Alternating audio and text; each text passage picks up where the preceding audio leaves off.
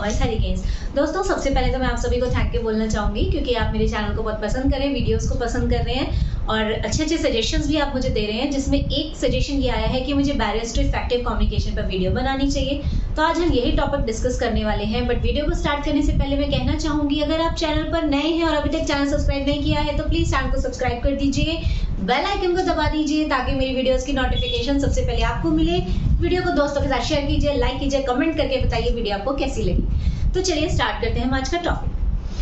Communication एक ऐसा process है जिसमें दो या दो से ज्यादा लोग अपने ideas, views, facts, figures, emotions को शेयर करते हैं, जहां पर हम अपने माइंड में चलने वाली चीजों को किसी और को बताते हैं। फिर वो कम्युनिकेशन हम चाहे ओरल करें चाहे हम रिटन, मीन्स चाहे हम कोई बात, जैसे अभी मैं आपके साथ ओरली बात कर रही हूँ, वो भी कम्युनिकेशन है। और अगर हम लिख कर किसी को अपना मैसेज कन्वे कर रहे हैं, that is also communication, right. तो बैरियर्स टू कम्युनिकेशन का मतलब क्या है कि अगर हम किसी के साथ कम्युनिकेट कर रहे हैं, यानी बातचीत कर रहे हैं, व्यूज शेयर कर रहे हैं, तो उस समय कुछ रुकावटें आ जाती हैं जिस वजह से हमारा मैसेज दूसरे तक क्लियरली नहीं पहुंच पाता, या पहुंच तो जाता है बट वो मैसेज उस वे में उसने अंडरस्टैंड नहीं किया जिस वे में हम कहना चाहते थे। मतलब हमने कहा कुछ और, सामने वाले ने समझा कुछ और।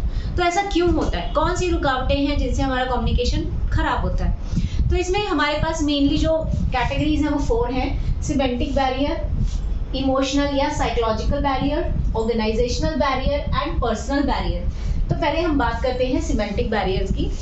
तो सिमेंटिक बैरियर में हमारे पास फर्स्ट है बैडली एक्सप्रेस्ड मैसेज। मतलब जब हम अपना मैसेज किसी को दे रहे हैं, एक्सप्रेस कर रहे हैं, तो हम वो सही तरीके से एक्सप्रेस नहीं कर पाए, जिस वजह से सामने वाला हमारा मैसेज क्लियरली समझ नहीं पाया।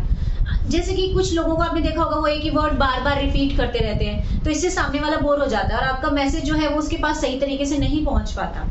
ठीक है। Second, symbols words with different meanings, यानी कुछ ऐसे वर्ड्स होते हैं, कुछ ऐसे सिंबल्स होते हैं जिनका स्पेलिंग तो सेम होता है, बोलने में भी वो सेम होते हैं, बट उनके मीनिंग्स अलग होते हैं। आपने कहा कुछ और था मीनिंग, बट सामने वाले ने उसको कुछ और मीनिंग ले लिया। जैसे कि बात करते हैं हम किसी को कह रहे हैं डोंट लाई। अब डोंट लाई समझने वाला ये भी समझ सकता है कि झूठ मत बोलो, और लाई का मतलब होता है लेटना, तो समझने वाला ये भी समझ सकता है कि लेटो मत। तो हमने क्या कौन सा मैसेज देना चाहा, ये तो सामने वाले को अंडरस्टैंड नहीं होगा ना। तो यहाँ पर भी हमारा जो मैसेज है या कम्युनिकेशन है वो खराब हो जाता है। Third is faulty translation. Faulty means गलत, ट्रांसलेशन मतलब समझ लेना। मतलब मैंने मैसेज अपनी तरफ से सही दिया, वर्ड्स भी सही थे, सब कुछ करेक्ट था, लेकिन सामने वाले ने उसको जब ट्रांसलेट किया तो वो गलत समझ गया। हमने कहा कुछ और था बट उसको समझ कुछ और आया। ठीक है। Next is unclarified assumption. Unclarified assumption का मतलब होता है कि जब हम किसी से बात कर रहे होते हैं तो कई बार हम ये अज्यूम कर लेते हैं कि ये चीज तो सामने वाले को आती ही होगी, इसीलिए ये चीज उसको बताने की कोई जरूरत नहीं है। ऐसे में क्या होता है कि आप उसको आधा इंफॉर्मेशन देते हैं क्योंकि आप ये मान चुके हो कि इसकी बेसिक चीजें तो उसको ऑलरेडी पता है, जबकि सामने वाले को वो चीजें नहीं मालूम। तो आप जो भी बोलेंगे वो उस पर्सन को समझ ही नहीं आएगा। एक एग्जांपल लेते हैं, सपोज मैथ्स टीचर मल्टीप्लिकेशन कराना सिखा रहा है जूनियर क्लासेस में, तो अगर वो टू डिजिट्स वाले हैं मल्टीप्लिकेशन करा रहा है, लेकिन वो ये अज्यूम कर लेता है कि बच्चों को टेबल्स तो आते ही होंगे, और इस अजम्पशन के बेसिस पर वो सीधा मल्टीप्लाई करना सिखाएगा, तो ऑब्वियसली जिस बच्चे को टेबल्स नहीं आते वो मल्टीप्लिकेशन भी अच्छे से नहीं समझ पाएगा। तो इसका मतलब अगर हम कोई चीज किसी के साथ डिस्कस कर रहे हैं तो उसका स्टार्ट टू एंड सब हमें बताना चाहिए। खुद से अज्यूम मत करो कि सामने वाले को वो चीजें आती होंगी। नेक्स्ट सिमेंटिक बैरियर है टेक्निकल जार्गन।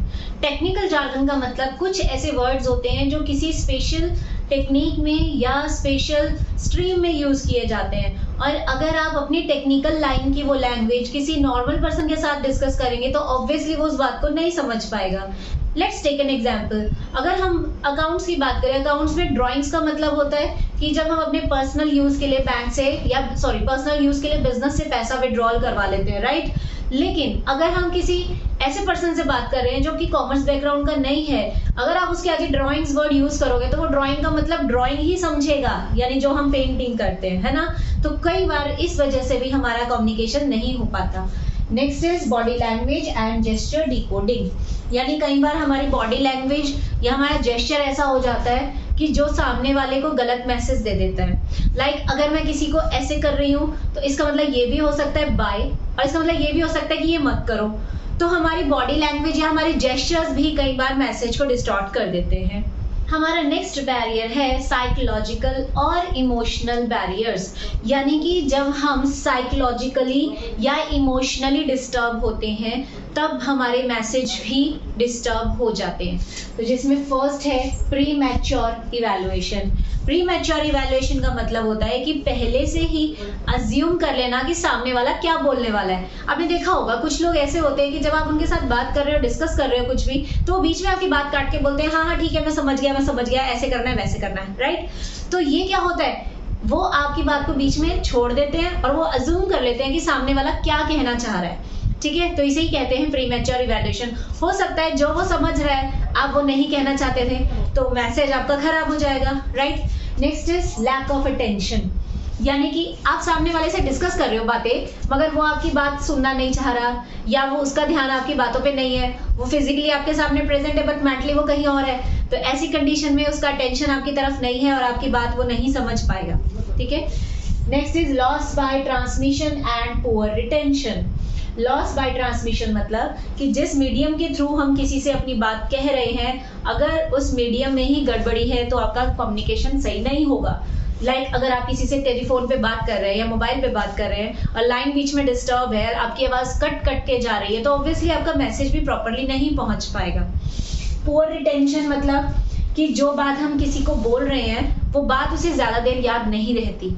आपने देखा होगा कि कई बार बहुत लेंथी मैसेज होता है तो हम उस मैसेज को ज्यादा देर अपने माइंड में स्टोर करके नहीं रख सकते, कुछ दिनों बाद हम आधा मैसेज भूल जाते हैं। तो अगर आपका रिटेंशन पावर अच्छी नहीं है यानी आपकी याददाश्त कमजोर है, तब भी आप मैसेज को डिस्टॉर्ट कर देंगे। Last is distrust. डिस्ट्रस्ट मतलब आपको सामने वाले पे भरोसा ही नहीं है। कई बार क्या होता है कि दो लोगों के बीच में कम्युनिकेशन इसीलिए भी खराब हो जाता है क्योंकि वो एक दूसरे पर ट्रस्ट नहीं करते, वो एक दूसरे के बारे में गलत सोच रखते हैं। तो सामने वाला कुछ भी बोलेगा, आप वो चाहे किस एक नॉर्मल वे भी बात कर रहा हो, बट आप उस मैसेज का, उस बात का गलत ही मतलब निकालेंगे क्योंकि आपकी नजरों में वो इंसान गलत है, तो उसकी कही हर बात आपको गलत ही नजर आएगी। तो ऐसी कंडीशन में हम कहते हैं डिस्ट्रस्ट होना और मैसेज खराब हो जाना। Next barrier is organisational barriers. Means जिस ऑर्गेनाइजेशन में हम काम करते हैं वहीं पर कुछ रुकावटें ऐसी होती है जिससे हमारा कम्युनिकेशन प्रॉपर नहीं हो पाता। So first point is organisational policies, मतलब जिस ऑर्गेनाइजेशन में हम काम कर रहे हैं वहाँ की पॉलिसीज हमारे को बहुत ज़्यादा अफेक्ट करती हैं। लाइक अगर वहाँ की पॉलिसी है कि हर मैसेज रिटर्न फॉर्म में ही जाएगा, तो ऑब्वियसली ऐसी कंडीशन में कभी भी कम्युनिकेशन खराब नहीं होगा, सही मैसेज सबके पास पहुंचेगा। लेकिन अगर ये पॉलिसी है कि आप ओरली भी अपनी बात शेयर कर सकते हो, तो ऑब्वियसली मैंने अगर किसी को कोई बात कही है, जब वो आगे किसी और को बात बताएगा तो वो दो बातें अपनी तरफ से भी उसमें जोड़ देगा और उससे मैसेज जो है वो खराब हो जाएगा। Next is rules and regulations.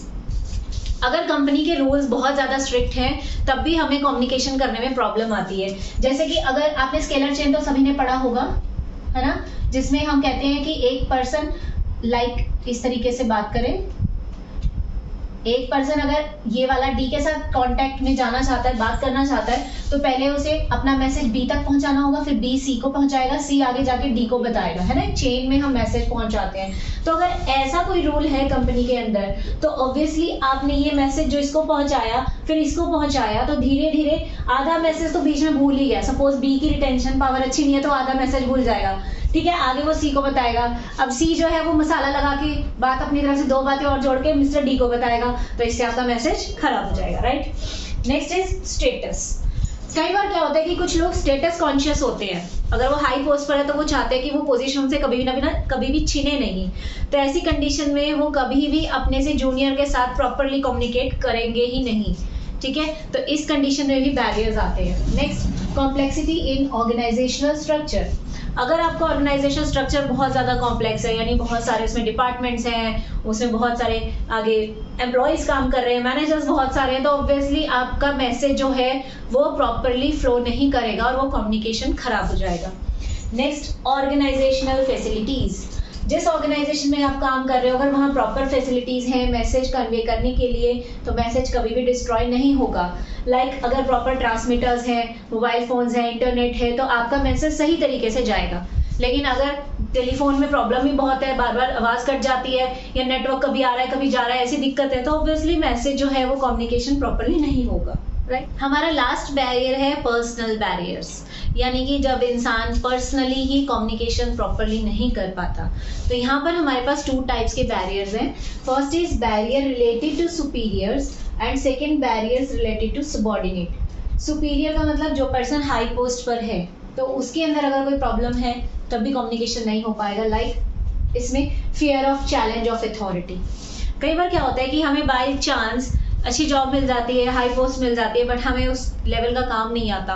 तो हमारे मन में हमेशा यही फेयर रहता है कि अगर मैंने अपने से जूनियर के साथ ज़्यादा कम्युनिकेशन किया तो उन्हें पता चल जाएगा कि मुझे काम अच्छे से नहीं आता और हो सकता है कि मेरी पोजीशन मुझसे छिन जाए, मुझे डिमोशन हो जाए। ठीक है। Second, lack of confidence in employees. कई बार हमारा जो सुपीरियर है वो इतना ज़्यादा टैलेंटेड होता है, स्किल्ड होता है कि उसे दूसरे लोग अपने से कम नज़र आते हैं। उसे भरोसा ही नहीं होता कि उसके नीचे काम करने वाले जो पर्सन्स हैं वो भी टैलेंटेड हो सकते हैं। उसको उन पर ट्रस्ट नहीं होता, इसीलिए वो उनके साथ बातें भी शेयर नहीं करना चाहता और ना ही उनसे सजेशंस मंगवाता है।